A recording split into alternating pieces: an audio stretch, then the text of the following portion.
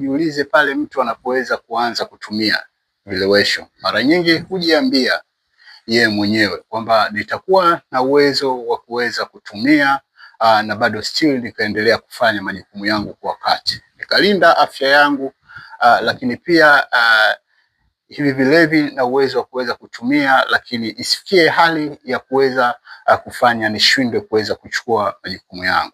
Na wakati huo huo anaweza akaona mtu ambaye amefikia katika hali mbaya kutokana na hicho kilevi anachotumia, lakini bado still kile kilevi kikawa kinaendelea kuweza kudanganya mawazo ya mtu kwa kusema kwamba yule ni kwamba hajitambui tu, mimi najitambua. Yeye kama haogi ndo maana anakuwa mchafu. Yeye kama anakimbia majukumu yake hajajua thamani ya watoto. Yeye kama anakuwa hajijali yeye mwenyewe afya yake binafsi, ni kwamba hajitambui. Lakini mimi siwezi kuweza kufika katika hali ambayo yeye ameweza kufika, ni kwa sababu mimi najitambua.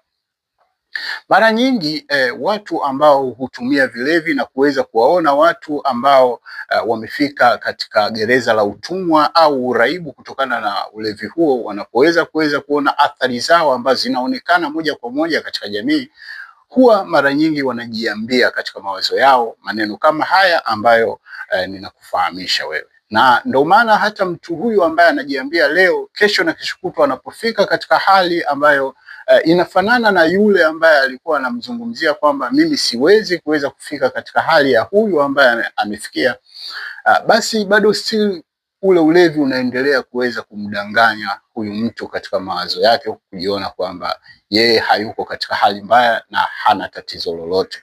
Na ndio maana waraibu wengi hutawaliwa na kitu tunachokiita deny.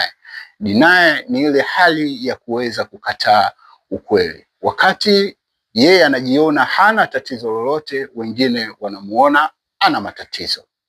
Leo huna haja ya kuweza kulikumbatia tatizo, hata kama huo ni tatizo. Wakati mwingine mwanadamu huweza kujifunza kwa kuweza kusikia. Umesikia kwa mtu zaidi ya mmoja, watu zaidi ya wawili, watu zaidi ya watatu, basi kaa chini, tafakari, jiangalie kule ulikotoka na hapa ulipo. Je, ni sawasawa? Na kama utaweza kuona kwamba hakuko sawasawa, kuna hali fulani ambazo zimebadilika kwa kiasi kikubwa tofauti na ule uhalisia ambao uko mwanzo, chukua hatua sasa.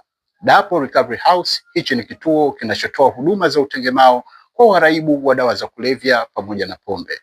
Jinsia zote tunasaidia, yani wanawake pamoja na wanaume. Na kwa mawasiliano zaidi piga simu namba 0673 20 43 32.